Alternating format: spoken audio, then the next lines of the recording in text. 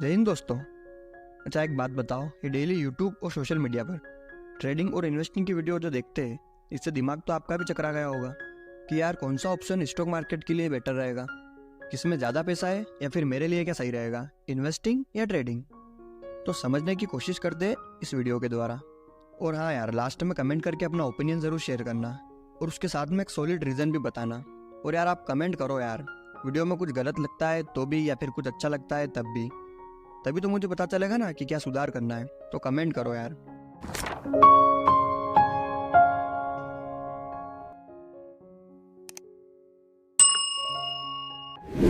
दोस्तों, इन्वेस्टिंग हो या ट्रेडिंग, दोनों के द्वारा हम फाइनेंशियल मार्केट में पार्टिसिपेट कर सकते हैं। दोनों में कुछ सिमिलरिटीज भी है, जैसे दोनों में बाइंग और सेलिंग होती है, दोनों में रिस्क इन्वॉल्व है और दोनों में हमें अपना पैसा लगाना पड़ता है। लेकिन दोनों में जो डिफरेंस है वो काफ़ी ज़्यादा है। जैसे दोनों का बिहेवियर अलग है, स्ट्रेटजीज अलग है, रिस्क अलग है और रिवॉर्ड अलग है। तो इन्वेस्टिंग और ट्रेडिंग के बीच का डिफरेंस समझने की कोशिश करते हैं। फर्स्ट है कैरेक्टर। अब इन्वेस्टिंग में हम अपने असेट्स यानी स्टॉक्स या बॉन्ड्स जो भी है उन्हें लॉन्ग टर्म अप्रोच के साथ बाय करते हैं और उन्हें होल्ड भी करते हैं ताकि फ्यूचर में उनकी प्राइस बढ़े और हमें प्रॉफिट हो। एक इन्वेस्टर जो होता है उसे अपनी पोर्टफोलियो या फिर जो भी उसकी इन्वेस्टमेंट होती है उसे डेली चेक करने की कोई ज़रूरत नहीं होती है। ट्रेडिंग करने के लिए हमारे पास कई सारे ऑप्शंस हैं, जैसे स्टॉक्स, फ्यूचर एंड ऑप्शंस। एक ट्रेडर मार्केट में हो रही छोटी मोटी फ्लक्चुएशन से बड़ा पैसा बनाने का माइंडसेट रखता है। ट्रेडर को मार्केट के ओपन होने से लेकर क्लोज होने तक पूरे टाइम उसे मार्केट को देखना पड़ता है। एक ट्रेडर एक ही दिन में लाखों करोड़ रुपए कमा भी सकता है और गवा भी सकता है, लेकिन इन्वेस्टिंग में इसके चांस ना के बराबर हैं। सेकंड पॉइंट है टाइम होराइजन। अगर इन्वेस्टिंग के नज़रिए से देखें तो इन्वेस्टिंग जनरली लॉन्ग टर्म मतलब सालों या कोई कोई तो दशकों के लिए भी करता है। एक इन्वेस्टर की अप्रोच बाय और होल्ड की रहती है, जहाँ पर लॉन्ग टर्म में वेल्थ क्रिएशन पर ध्यान दिया जाता है और छोटे मोटे उतार चढ़ाव को नेग्लेक्ट किया जाता है।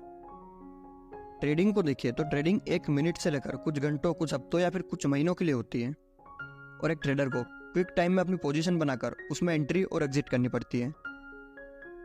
थर्ड पॉइंट है स्ट्रेटजी।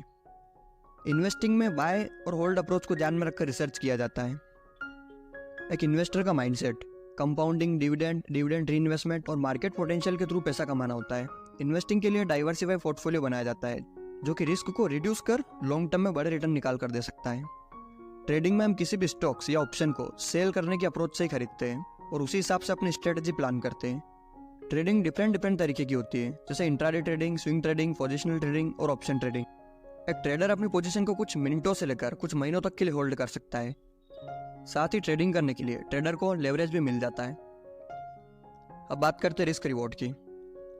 दोस्तों, इन्वेस्टिंग को जनरली कम रिस्की माना जाता है एज कम्पेयर टू ट्रेडिंग। एक ट्रेडर एक दिन में ही जहाँ हजारों लाखों रुपए कमा सकता है, वहीं इन्वेस्टिंग में ये most of the time impossible है।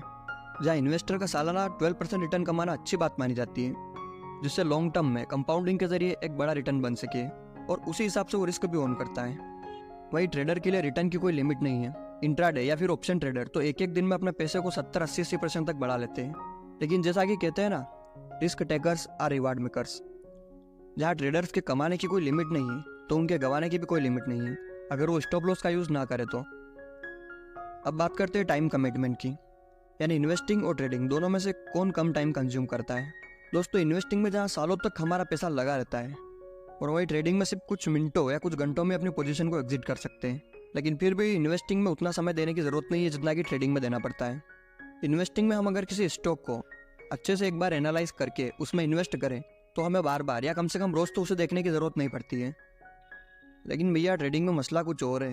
चाहे एक ट्रेडर का ट्रेड 5 मिनट का हो या 10 मिनट का हो, फिर भी उसे मोस्ट ऑफ द टाइम पूरे दिन मार्केट को या फिर चार्ट को देखना ही पड़ता है। इन्वेस्टिंग में एनालिसिस करने के लिए एक इन्वेस्टर के पास जहाँ इनफ टाइम होता है, वहीं एक ट्रेडर को क्विक डिसीजन लेने पड़ते हैं, क्योंकि हर एक सेकंड मार्केट में कोई ना कोई मूवमेंट होती रहती है और ट्रेडर को तो हर मूवमेंट को कैप्चर करना रहता है। इसी वजह से ट्रेडर्स को कई बार बड़े बड़े लॉस भी हो जाते हैं। अब इस पॉइंट से हम डिसाइड कर सकते हैं कि हमें ट्रेडिंग की तरफ जाना चाहिए या फिर इन्वेस्टिंग की तरफ।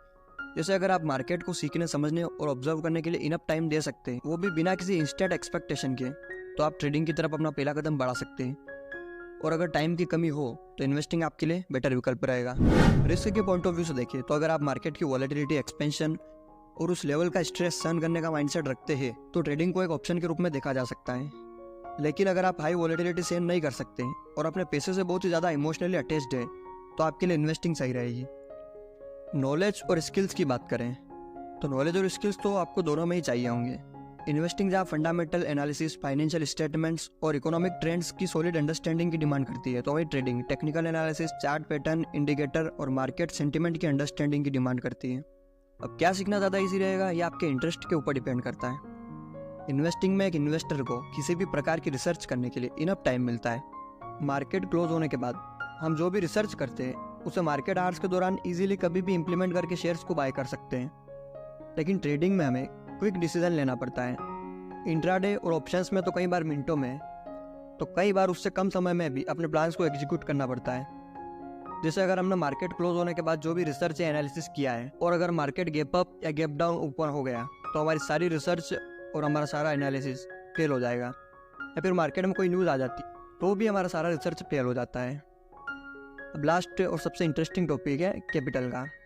कैपिटल के नज़रिए से देखें तो इन्वेस्टिंग में जनरली लार्जर कैपिटल की रिक्वायरमेंट होती है, क्योंकि इन्वेस्टर स्टॉक्स को बाय करता है और लॉन्ग पीरियड के लिए होल्ड करता है। क्योंकि इन्वेस्टिंग में प्राइस एप्रिसिएशन कंपाउंडिंग के माध्यम से होता है, जिसमें टाइम वैल्यू काफ़ी ज़्यादा है।